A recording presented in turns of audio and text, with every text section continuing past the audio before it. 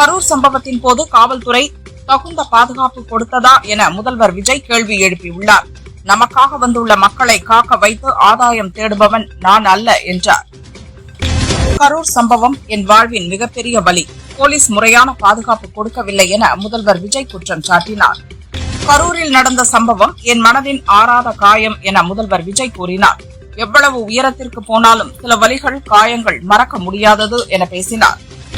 கரூர் சம்பவத்தின் அன்றைய பின்னணி மூளை யார் என முதல்வர் விஜய் கேள்வி எழுப்பியுள்ளார். கரூர் போலீசின் அன்றைய நாடகத்தை நம்பி ஏமாந்தேன் என்றார்.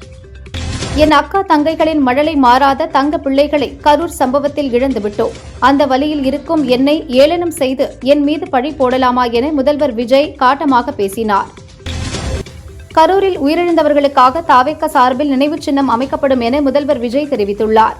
இனி ஒரு அரசியல் சதியை யாரும் யோசிக்க கூடாது என்பதற்காக நினைவு சின்னம் அமைகிறது என்றார். நான் முதல்வர், என்னை கரூர் செல்லக்கூடாது என கூற நீங்கள் யார்? கண் விழித்து பாருங்கள், உங்கள் ஆட்சி முடிந்துவிட்டது என முதல்வர் விஜய் பேசினார். கொளத்தூரில் நான் 5 நிமிடம் பேசியதற்கே மக்கள் கொத்து பரோட்டா போட்டு விட்டார்கள். பேச சொல்கிறார்கள், பேசினால் எழுந்து ஓடுகிறீர்கள் என விஜய் பேசினார். தாய்மாமன் தங்க மோதிரம் திட்டம் அண்ணாதுரை பிறந்தநாள் அன்று துவங்க உள்ளது. தீய சக்தி போல் ரியல் தாய்மாமன் எல்லாம் இல்லை, நான் ரியல் தாய்மாமன் என்றார். ஓட்டுக்கு காசு கொடுக்கும் கலாச்சாரத்தை மக்கள் ஒழித்து கட்டினார்கள். மக்கள் என் பக்கம் இருக்கும்போது குதிரை பேரம் எனக்கு எதற்கு என முதல்வர் விஜய் பேசினார். உங்களிடம் யாராவது லஞ்சம் கேட்டால் கொடுக்க முடியாது என சொல்லுங்கள், நான் இருக்கிறேன் என விஜய் பேசினார். என்ன பிரச்சனை வேண்டும் என்றாலும் தாவேக அரசை எளிதாக அணுகலாம் என்றார். பேசி பேசி பிரச்சனையை வளர்க்க நான் விரும்பவில்லை. பேசுவதை விட செயலில் காட்ட வேண்டும். டாக் லெஸ் ஒர்க் மோர் என்பதுதான் எனது பாலிசி என முதல்வர் விஜய் பேசினார். கட்சி நிதி என்ற பெயரில் தீய சக்தி, தீர்ந்து போன சக்தி கொள்ளையடிக்கிறது. சட்டசபையில் கட்சி நிதி என்று எந்த கட்சியின் பெயரையும் நான் சொல்லவில்லை. ஆனால் ஒரே ஓட்டம்தான். குற்றமுள்ள நெஞ்சுதான் குறுகுறுக்கும். இவர்களால் ஒரே வேடிக்கையாக இருக்கிறது என கரூர் மக்கள் சந்திப்பில் முதல்வர் விஜய் பேசினார். தமிழகத்தில் தீய சக்தியும் தீர்ந்து போன சக்தியும் வேறு வேறு இல்லை, கூட்டு களவாணிகள் தான். அவர்களால் நேர்மையாக எங்களுக்குள் ஒட்டுமில்லை, உறவுமில்லை என்று அறிவிக்க முடியுமா என முதல்வர் விஜய் கேள்வி எழுப்பினார். இடைத்தேர்தலில் திமுகவை வெளுத்து விடுங்கள், திரும்ப எழவே முடியாதவாறு வெளுத்து விடுங்கள் என முதல்வர் விஜய் பேசினார். எம்ஜிஆரின் அன்பு முதல்வர் விஜயிடம் உள்ளது. விஜய்க்காக தமிழக மக்களே தவம் கிடக்கின்றனர். திமுக ஆட்சியில் திமுகவினருக்கு மட்டுமே விடியல் கிடைத்தது என முன்னாள் அமைச்சர் எம்.ஆர். விஜயபாஸ்கர் பேசினார். கரூர் நெரிசல் சம்பவத்தில் உயிரிழந்தவர்களின் குடும்பத்தினர் 31 பேருக்கு கருணை அடிப்படையில் அரசு பணி நியமன ஆணைகளை முதல்வர் விஜய் வழங்கினார். சாந்தி என்பவருக்கு கருணை தொகையாக ரூபாய் 10 லட்சம் வழங்கப்பட்டது. கரூர் சம்பவத்தில் பலியான குடும்பத்திற்கான அரசு வேலை யார் யாருக்கு என்ற பட்டியல் வெளியானது. கல்வி, வருவாய், உள்ளாட்சி, காவல் உட்பட துறைகளில் 31 பேருக்கு அரசு பணி வழங்கப்பட உள்ளது. விஜயின் கூட்டத்திற்கு வந்து இறந்தவர்களுக்கு அரசு வேலை கொடுப்பது சுயநலமாக இருக்கிறது. பணம் கொடுப்பது மட்டும் லஞ்சம் அல்ல, தனக்கு வேண்டியவர்களுக்கு மட்டும் அரசு வேலை கொடுப்பதும் லஞ்சம்தான் என நயினார் நாகேந்திரன் சொன்னார். கரூரில் களத்தில் நின்று உதவியது யார், மக்களை தவிக்கவிட்டு ஓடியது யார் என்பது மக்களுக்கு நன்றாக தெரியும் என திமுக எம்பி கனிமொழி விமர்சித்தார். சென்னையில் பஸ் ஸ்டாண்ட் அருகே மதுக்கடை இருப்பது ஆய்வில் தெரியவந்துள்ளது. இதேபோல் தமிழகம் முழுவதும் பஸ் ஸ்டாண்ட், கோயில், பள்ளி அருகே மதுக்கடைகள் இருந்தால் கலெக்டரிடம் மனு அளிப்போம் என அண்ணாமலை தெரிவித்துள்ளார். மது அரக்கரை ஒழிக்க ஒன்றிணைவோம், தமிழகத்தை காப்போம், மாறுவோம், மாற்றுவோம் என்றார். அதிமுக எம்எல்ஏக்கள் ராஜினாமா செய்த விராலிமலை, பெருந்துறை, அம்பாசமுத்திரம், கரூர், திருச்சி கிழக்கு தொகுதியில் இடைத்தேர்தல் நடத்த ஹைகோர்ட் தடை விதித்துள்ளது. ஆஸ்திரேலியா சுற்றுப்பயணத்தை முடித்துக் கொண்டு பிரதமர் மோடி நியூசிலாந்து சென்றார். விமான நிலையத்தில் அந்நாட்டு பிரதமர் கிறிஸ்டோபர் லக்சன் மோடியை கட்டியணைத்து வரவேற்றார். பெற்றோரை பிள்ளைகள் கவனிக்காவிட்டால் முதியோர் நலச்சட்ட பிரிவு 23 கீழ் அவர்களுக்கு எழுதி கொடுத்த சொத்தை திரும்பப் பெறலாம் என மும்பை ஹைகோர்ட் தீர்ப்பளித்துள்ளது. என்னை கொன்றால் மட்டுமே திரிணாமுல் காங்கிரஸை அழிக்க முடியும் என மம்தா தெரிவித்துள்ளார். திரிணாமுல் தனது அரசியல் போராட்டத்தை தொடரும், எதற்கும் அஞ்சாது என்றார். ஈரான் மீது முன் எப்போதுமில்லாத வகையில் மீண்டும் தாக்குதல் நடத்த தயாராக உள்ளதாக இஸ்ரேல் அறிவித்துள்ளது. ஈரானுக்கு எதிரான போர் இன்னமும் முடிவடையவில்லை என நெதன்யாகு கூறியுள்ளார். முதல்வராக பொறுப்பேற்ற பின் இன்று முதல் முறையாக சிஎம் விஜய் கரூர் செல்கிறார். கரூர் கலெக்டர் ஆபீஸ் செல்லும் வழியில் ரோட் ஷோ ஏற்பாடு செய்யப்பட்டுள்ளது. கரூர் கூட்ட நெரிசலில் சிக்கி 41 பேர் உயிரிழந்தனர். இவர்களது குடும்பத்தைச் சேர்ந்த 32 பேருக்கு கருணை அடிப்படையில் முதல்வர் விஜய் அரசு பணி நியமன ஆணையை இன்று வழங்குகிறார். முதல்வர் விஜய் கரூரில் இன்று மக்களை சந்திக்கிறார். இதற்காக சென்னையிலிருந்து முதல்வரின் பிரச்சார வாகனம் கரூர் அட்லஸ் மைதானத்திற்கு கொண்டுவரப்பட்டது. ஆஸ்திரேலியாவில் பிக் பேஷ் கிரிக்கெட் லீக் தொடரின் முதல் போட்டி டிசம்பர் 12ஆம் தேதி சென்னை சேப்பாக்கம் மைதானத்தில் நடைபெறும் என பிரதமர் மோடி தெரிவித்துள்ளார். வயநாடு கல்லாடியில் ஏற்பட்ட நிலச்சரிவில் சிக்கி இறந்த 7வது நபரின் உடல் மீட்கப்பட்டது. காணாமல் போன மேலும் ஒருவரை தேடும் பணி 4வது நாளாக நீடிக்கிறது. கரூர் சம்பவத்தில் உயிரிழந்தவர்களின் குடும்பத்திற்கு இன்று பணி நியமன ஆணை வழங்க தடை இல்லை. ஆனால் தற்காலிகமாகவே அரசு பணி நியமனம் வழங்கப்பட வேண்டும் என ஹைகோர்ட் மதுரை கிளை உத்தரவிட்டுள்ளது. இந்தியாவில் அடைக்கலம் புகுந்துள்ள ஷேக் ஹசீனா டிசம்பர் மாதம் வங்கதேசம் திரும்ப திட்டமிட்டுள்ளதாக தகவல்கள் வெளியாகியுள்ளது. 12% அதிகமான எதில் ஆல்கஹால் கலந்த இருமல் சிரப், டானிக் மற்றும் டிஞ்சர்களை இனி டாக்டர்களின் பரிந்துரை சீட்டு இல்லாமல் விற்பனை செய்யக்கூடாது என மத்திய அரசு உத்தரவிட்டுள்ளது. ஆந்திராவின் கடப்பா மாவட்டத்தில் 2022ஆம் ஆண்டுக்கு பின் மீண்டும் கொரோனா பாதிப்பால் 2 பேர் இறந்துள்ளனர். மேலும் புதிதாக 4 பேருக்கு தொற்று உறுதியாகியுள்ளதால் பொதுமக்கள் முகக்கவசம் அணிந்து பாதுகாப்பாக இருக்க அரசு அறிவுறுத்தியுள்ளது. தாவேக ஆட்சியை கவிழ்க்க சதி செய்ய முயன்ற வழக்கில் மேலும் 2 கைதாகியுள்ளனர்.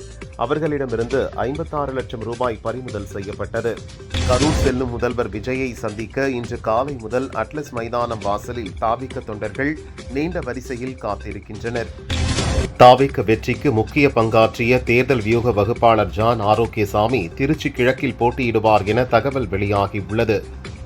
கரூர் செல்லும் முதல்வர் விஜய் திருச்சி ஏர்போர்ட்டுக்கு வந்தடைந்தார். திருச்சியிலிருந்து வாகனம் மூலம் சாலை மார்க்கமாக கரூர் செல்கிறார்.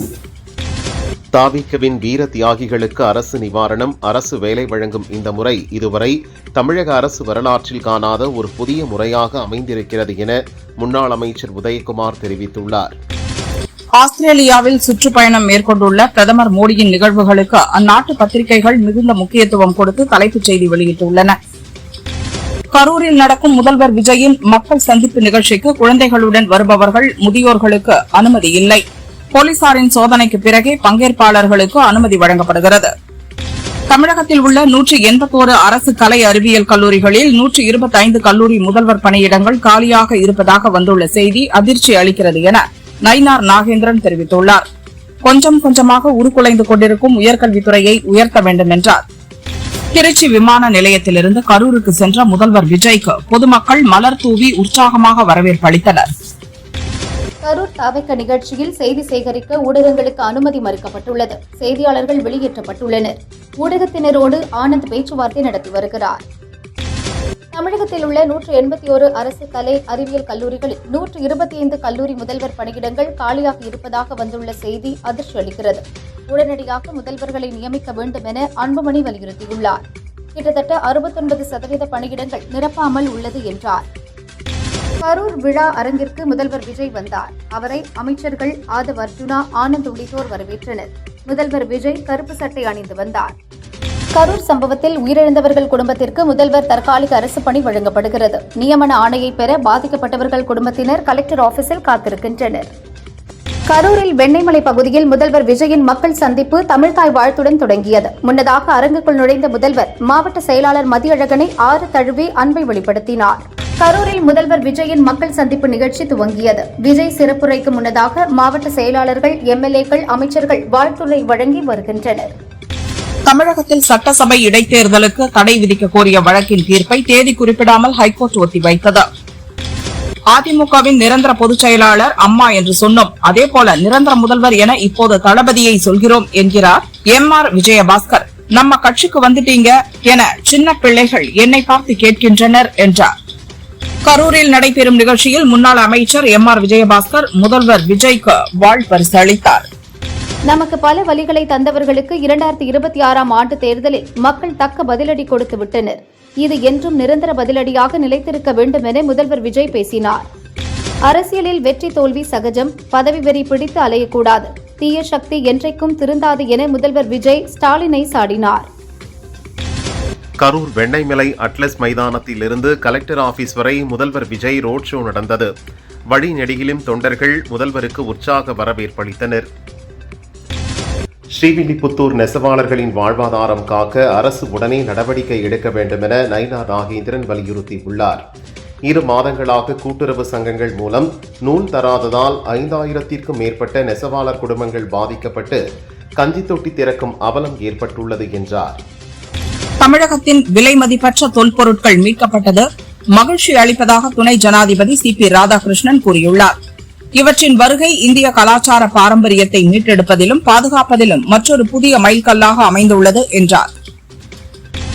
தாவிக்காவில் இணையச் சொல்லி மிரட்டியதாக பேட்டியளித்த திருச்செந்தூர் MLA அனிதா ராதாகிருஷ்ணன் தூத்துக்குடி SP அலுவலகத்தில் விசாரணைக்கு ஆஜரானார். தமிழகத்தில் தனியார் குடோன்களில் சட்டவிரோதமான செயல்கள் நடக்கின்றனவா என்பதை கண்டறிந்து நடவடிக்கை எடுக்க வேண்டும் என்று நயினார் நாகேந்திரன் வலியுறுத்தியுள்ளார். ஊழலை ஒழிப்பதாக மைக் முன்பு அனைவரும் பேசுகின்றனர், ஆனால் எந்த நடவடிக்கையும் எடுப்பதில்லை என முன்னாள் அமைச்சர் SP வேலுமணி தொடர்புடைய முறைகேடு வழக்கில் தாமதம் ஏற்படுவது குறித்து சென்னை ஹைகோர்ட் நீதிபதி ஆனந்த் வெங்கடேஷ் அதிருப்தி தெரிவித்தார். பரந்தூர் விமான நிலைய திட்டத்தின் தற்போதைய சூழலில் காங்கிரஸ் கட்சியின் நிலை என்ன என்பது குறித்து அறிக்கை தாக்கல் செய்ய MP சசிகாந்த் செந்திலை ஒருங்கிணைப்பாளராக கொண்டு தமிழக காங்கிரஸ் குழு அமைத்துள்ளது. ஆப்பிரிக்க கண்டத்தின் மிக உயர்ந்த சிகரமான கிளிமஞ்சாரோ மலையில் உலகின் மிகப்பெரிய இந்திய தேசிய கொடியை ஏற்றி புதிய சாதனை படைத்துள்ள முத்தமிழ் செல்வி தலைமையிலான குழுவினரை வானதி சீனிவாசன் பாராட்டியுள்ளார். தொழில் முனைவோருக்கு வரும் காலங்களில் ரூபாய் 1 லட்சம் உத்தரவாதம் இல்லாமல் கடன் வழங்குவது குறித்து துறை அதிகாரிகள் மற்றும் முதல்வருடன் கலந்தாலோசித்து விரைவில் முடிவு எடுக்கப்படும் என அமைச்சர் மதன் ராஜா தெரிவித்துள்ளார். ஊரை அடித்து உலகில் போட்டதால் தான் கரூர் கம்பெனி ஓனர் ஓடி ஒளிந்து போய்விட்டார். இன்னொருவர் சிங்கப்பூர் பரிசோதனைக்கு போய் ஒளிந்து விட்டார் என முதல்வர் விஜய் கரூர் கூட்டத்தில் பேசினார். இன்னும் தோண்ட தோண்ட எத்தனை பேர் சிக்கப் போகிறார்களோ என்றார். சென்னை மாதவரம் மஞ்சம்பாக்கம் பகுதியில் பூமிக்கு அடியில் பதிக்கப்பட்டிருந்த LPG கேஸ் குழாயில் ஏற்பட்ட வெடிப்பு காரணமாக பயங்கர தீ விபத்து ஏற்பட்டது. 2025-2026 கல்வியாண்டில் தமிழகத்தில் உள்ள 60 அரசு பள்ளிகளில் ஒரு மாணவர் கூட இல்லை என மத்திய கல்வித்துறை அறிக்கை வெளியிட்டுள்ளது. கொச்சி தனுஷ்கோடி சாலையில் நிலச்சரிவு தயாரிப்பு பணிகள் நிறைவடைந்த நிலையில் மீண்டும் போக்குவரத்து துவங்கியுள்ளது. தங்கம் விலை சவரனுக்கு ரூபாய் 240 உயர்ந்து ஒரு சவரன் ரூபாய் 1,06,800க்கு விற்பனையாகிறது. கிராமுக்கு ரூபாய் 30 உயர்ந்து ஒரு கிராம் 13,350 ரூபாய்க்கு விற்பனை செய்யப்படுகிறது. வெள்ளி விலை மாற்றமின்றி ஒரு கிராம் ரூபாய் 245க்கு விற்கப்படுகிறது. கேரளாவில் மகளிர் இலவச பஸ் பயண திட்ட நிதி இழப்பை சமாளிக்க டிக்கெட்டின் பின்புறம் விளம்பரங்கள் அச்சிட அரசு முடிவு செய்துள்ளது. மாதம் ரூபாய் 60 கோடி வரை இலவச பயணத்திற்கு செலவாகுவதாக அதிகாரிகள் தெரிவித்தனர். காஞ்சிபுரம் ஏகாம்பரநாதர் கோவிலில் வரும் 12ஆம் தேதி தங்கத் தேர் திருவிழா நடைபெற உள்ளதாக அதிகாரிகள் தெரிவித்தனர். விழாவில் அமைச்சர்கள், மடாதிபதிகள், ஆதீனங்கள் பங்கேற்க உள்ளனர். மத்திய கல்வித்துறையின் கல்விக்கான ஒருங்கிணைந்த மாவட்ட தகவல் முகமை வெளியிட்ட அறிக்கையில் தமிழகத்தில் பள்ளி இடைநிற்றல் தேசிய சராசரியை விட குறைவாக உள்ளது என பள்ளிக் கல்வித்துறை தெரிவித்துள்ளது. ஜெர்மனியில் நிலவி வரும் வரலாறு காணாத வெப்ப அலை காரணமாக இதுவரை 5120 பேர் உயிரிழந்ததாக அந்நாட்டு சுகாதாரத்துறை அறிவித்துள்ளது. சென்னை மெட்ரோ ரயிலில் விதிமீறலில் ஈடுபடும் பயணிகளுக்கு விதிக்கப்படும் அபராத தொகை 500 ரூபாயில் இருந்து 2500 ரூபாயாக அதிகரிக்கப்பட்டுள்ளது. ராணிப்பேட்டை மாவட்டம் திமிரி பேரூராட்சிக்குட்பட்ட மார்க்கெட் தெருவில் திடீர் ஆய்வு நடத்திய உணவு பாதுகாப்புத்துறையினர் அனுமதியின்றி செயல்பட்ட கடைகளுக்கு 5000 ரூபாய் அபராதம் விதித்தனர். திருவாரூர் திருவிக அரசு கலைக்கல்லூரி மாணவர்கள் 1000க்கும் மேற்பட்டோர் உதவித்தொகை வழங்காததை கண்டித்து சாலை மறியலில் ஈடுபட்டனர். கள்ளக்குறிச்சி வட்டாட்சியர் அலுவலகத்தில் பட்டா மாற்றம் பரிந்துரை செய்ய 2500 ரூபாய் லஞ்சம் வாங்கிய முதுநிலை வருவாய் ஆய்வாளர் ஆரோன் கைது செய்யப்பட்டார். கோவை தெற்கு தொகுதியில் செந்தில் பாலாஜி வெற்றி பெற்றதை எதிர்த்த வழக்கில் தேர்தல் வழக்கு தொடர்ந்த மனுதாரர் தொகுதியின் வேட்பாளரும் அல்ல, வாக்காளரும் அல்ல என்று கூறி சென்னை ஹைகோர்ட் வழக்கை தள்ளுபடி செய்து தீர்ப்பளித்தது. திமுக கட்சியின் பிரமுகர் பூச்சி முருகன் நடிகரான இவர் நடிகர் சங்கத்தின் துணை தலைவராகவும் உள்ளார். நண்பர்களுடன் கொடைக்கானல் வந்த இவர் ஓட்டல் அறையில் திடீரென மயங்கினார். அங்குள்ள மருத்துவமனையில் முதலுதவி பெற்றவர் பின்னர் மதுரையில் உள்ள தனியார் மருத்துவமனையில் அனுமதிக்கப்பட்டார். அவரை பரிசோதித்த டாக்டர்கள் மூளைக்கு செல்லும் இரத்த குழாயில் இரத்த கசிவு இருப்பதை கண்டறிந்தனர்.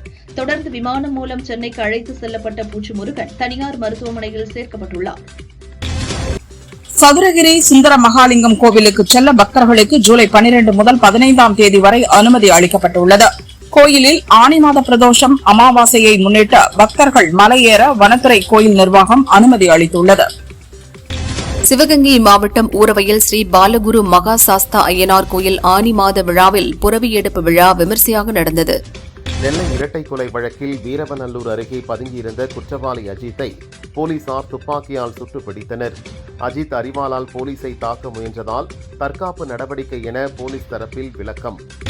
திண்டுக்கல்லில் உதவி பேராசிரியர் வேலை வாங்கித் தருவதாக ரூபாய் 50 லட்சம் மோசடி செய்த வழக்கில் ஒருவர் கைது செய்யப்பட்டுள்ளார். மேலும் சிலரை குற்றப்பிரிவு போலீசார் தேடி வருகின்றனர். உலகக்கோப்பை கால்பந்து காலிறுதிப் போட்டியில் 2-0 என்ற கோல் கணக்கில் மொரோக்கோ அணியை வீழ்த்தி பிரான்ஸ் அணி அரையிறுதிக்கு முன்னேறியது. கால்பந்து உலகக்கோப்பை போட்டியில் அதிவேகமாக 20 கோல் அடித்தவர் என்ற பெருமையை பிரான்ஸ் வீரர் எம்பாப்பே பெற்றுள்ளார். இந்தியா இங்கிலாந்து அணிகள் மோதிய 4வது T20 போட்டியில் 3-0 கணக்கில் இங்கிலாந்து அணி தொடரை கைப்பற்றியது. ஆஸ்திரேலியாவுக்கு அரசுமுறை பயணமாக சென்றுள்ள பிரதமர் மோடி உலகின் 2வது மிகப்பெரிய மெல்போர்ன் கிரிக்கெட் மைதானத்தை நேரில் பார்வையிட்டார். ஆஸ்திரேலியா மெல்போர்ன் கிரிக்கெட் மைதானத்தில் பிரதமர் மோடி மற்றும் ஆஸ்திரேலிய பிரதமர் அந்தோனி ஆல்பனீஸ் சேர்ந்து செல்ஃபி எடுத்து மகிழ்ந்தனர். வாட்ஸ்அப் பயனர் பெயர் விவகாரம் ஆய்வில் உள்ளது. இந்த அம்சத்தின் மூலம் செல்போன் எண் பாதுகாக்கப்படும் என மத்திய அரசு அளித்த நோட்டீஸுக்கு மெட்டா நிறுவனம் விளக்கம் அளித்துள்ளது. இந்திய வம்சாவளியைச் சேர்ந்த நாசா விண்வெளி வீரர் அனில் மேனன் 8 மாத கால சர்வதேச விண்வெளி நிலைய பயணத்திற்கு தயாராகிறார். செயற்கை நுண்ணறிவை பயன்படுத்தி ஆய்வுகளை நடத்த உள்ளார் என தகவல் வெளியாகியுள்ளது. சாதாரண மக்களுக்கும் விண்வெளி பயணங்களை சாத்தியமாக்குவதே தனது நோக்கம் என்று கூறியுள்ள எலான் மஸ்க் அடுத்த 10 ஆண்டுகளில் நிலவின் மேற்பரப்பில் நிரந்தர நகரங்களை உருவாக்க திட்டமிட்டிருப்பதாக தெரிவித்தார். தேசிய விருது பெற்ற ஒளிப்பதிவாளர் மற்றும் டூலெட் பட இயக்குநருமான செழியன் உடல்நலக் குறைவால் காலமானார். பரதேசி, தாரை தப்பட்டை, தென்மேற்கு பருவக்காற்று படங்களில் பணியாற்றியவர். இதயம் முரளி திரைப்படத்துக்கு தடை விதிக்க சென்னை ஹைகோர்ட் மறுப்பு தெரிவித்துள்ளது. பராசக்தி படத்துக்காக தனக்கு வழங்க வேண்டிய 8,39 லட்சம் ரூபாயை செலுத்த வேண்டும் என்று சுதா கொங்கரா தொடர்ந்த வழக்கில் சம்பள பாக்கி பிரச்சினையை மத்தியஸ்தர் மூலம் தீர்த்துக் கொள்ள கோர்ட் உத்தரவிட்டுள்ளது. சுவாசிகா நடிப்பில் வெளியாகும் படங்கள் அடுத்தடுத்து வரவேற்பை பெறுகின்றன. கடந்த ஆண்டு சின்னத்திரை நடிகர் பிரேம் ஜேக்கபை திருமணம் செய்த இவர் தனது முந்தைய காதல் பற்றி கூறியதாவது: எனக்கு இதற்கு முன்பு ஒரு காதல் இருந்தது. அழகானவர், என்னை நன்கு மதிப்பவராகவும் இருந்தார். அவரது குடும்பத்தில் ஏற்பட்ட பொருளாதார நெருக்கடி அவரை மனதளவில் பாதித்தது. குடும்ப பிரச்சினைகளையும் காதலையும் ஒரே நேரத்தில் சமாளிக்க முடியாததால் அந்த உறவு முறிந்தது என்றார். ரவி நிலக்குடிதி இயக்கத்தில் துல்கர் சல்மானின் 41வது படம் உருவாகிறது. நாயகியாக பூஜா ஹெக்டே நடிக்கிறார். தெலுங்கில் உருவாகும் இப்படம் தமிழ் உள்ளிட்ட பிற மொழிகளிலும் வெளியாகிறது. இந்த படத்திற்கு தற்போது ஸ்ரீ ஸ்ரீ என பெயரிட்டு முதல் பார்வை போஸ்டரை வெளியிட்டுள்ளனர். கூடவே காதல் மீண்டும் துளிரும் என குறிப்பிட்டுள்ளனர். காதல் கதையில் உருவாகும் இப்படத்திற்கு ஜி.வி. பிரகாஷ் இசையமைக்கிறார். 90களில் முன்னணி நடிகையாக திகழ்ந்த சுகன்யா கடந்த சில ஆண்டுகளாக நடிப்பதை குறைத்து விட்டார். தேர்ந்தெடுத்த படங்களில் மட்டுமே நடிக்கிறார். 2014இல் ஆமையும் முயலும் என்ற மலையாள படத்தில் நடித்தவர். 12 ஆண்டுகளுக்கு பின் ஷாஜி கைலாஷ் இயக்கத்தில் ஜோஜு ஜார்ஜ் நடிப்பில் உருவாகும் வரவு என்ற படத்தில் மீண்டும் அங்கு நடிக்கிறார். அதில் அவர் டெய்சி என்ற கன்னியாஸ்திரியாக வருகிறார். தமிழ் தெலுங்கில் முன்னணி இளம் இசையமைப்பாளராக வலம் வருகிறார் சாய் அபயங்கர். சினிமா பாடல்கள் தாண்டி தனி இசை ஆல்பம் மூலம் இவர் பிரபலமானவர். அதனால் தொடர்ச்சியாக அதையும் வெளியிடுகிறார். பவளமல்லி ஆல்பத்திற்கு பின் புதிதாக அவர் உருவாக்கும் ஆல்பத்தில் இசையுடன் நடனமும் ஆடுகிறார். இதில் அவருடன் நடிகை மமிதா பைஜு ஆடுகிறாராம். இதற்கு முன் அவரது ஆல்பங்களில் சம்யுக்தா, பிரீத்தி முகுந்தன், கயாடு லோகர் உள்ளிட்டோர் நடனமாடினர்.